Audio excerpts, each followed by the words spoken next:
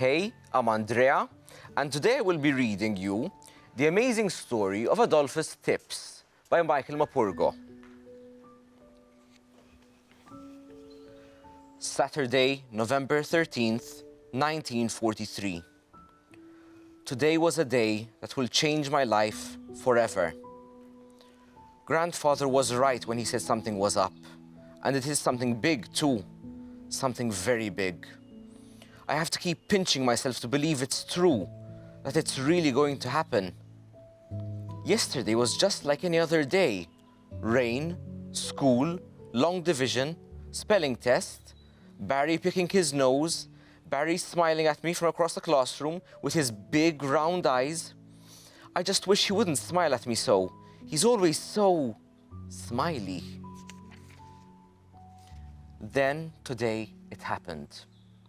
I knew all day there was going to be some kind of meeting in the church in the evening, that someone from every house had to go, and it was important. I knew that because Mom and Grandfather were arguing about it over breakfast before I went off to school. Grandfather was being a grumpy old goat. He's getting crotchety a lot lately. Mom says it's because of his rheumatism. It gets worse in damp weather. He kept saying he had too much to do on the farm to be bothered with meetings and such. And besides, he said, women were better at talking because they did more of it. Of course, that made Mum really mad, so they had a fair old ding-dong about it. Anyway, in the end, Mum gave in and said she'd go, and she asked me to go along with her for company. I didn't want to go, but now I'm glad I did. Really glad. The place was packed out. There was standing room only by the time we got there. Then this bigwig, Lord something or other, got up and started talking. I didn't pay much attention at first, because he had this droning on, hoity-toity, I like that word, sort of voice that almost put me to sleep. But suddenly, I felt a strange stillness and silence all around me. It was almost as if everyone had stopped breathing. Everyone was listening, so I listened too. I can't remember his exact words, but I think it went something like this. I know it's asking a lot of you, the bigwig was saying, but I promise we wouldn't be asking you if we didn't have to, if it wasn't absolutely necessary. They'll be needing the beach at Slapton Sands and the whole area behind it, including this village. They need it because they have to practice landings from the sea for the invasion of France when it comes. That's all I can tell you. Everything else is top secret. No point in asking me anything about it because I don't know any more than you do. What I do know is that you have 7 weeks from today to move out, lock, stock, and barrel. And I mean that. You have to take everything with you: furniture, food, coal, all your animals, farm machinery, fuel, and all fodder and crops that can be carried. Nothing you value must be left behind.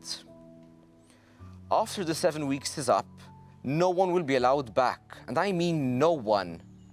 There will be barbed wire perimeter fence and guards everywhere to keep you out.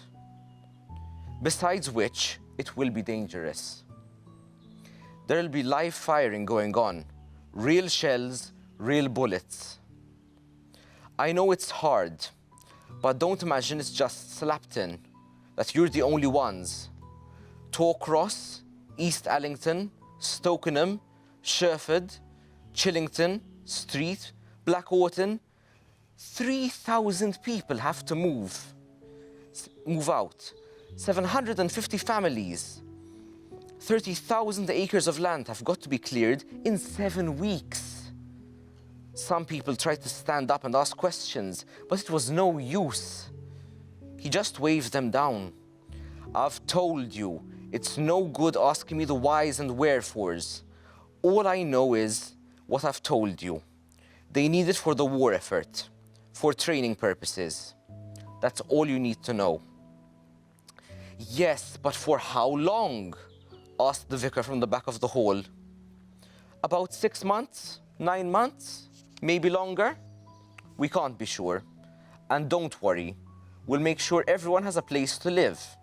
And of course, there will be proper compensation paid to everyone, to all the farms and businesses for any loss or damage. And I have to be honest with you here. I have to warn you, there will be damage, and lots of it. What would you take with you if you had to evacuate your home for such a long time? And what question would you ask this bigwig if he would answer you?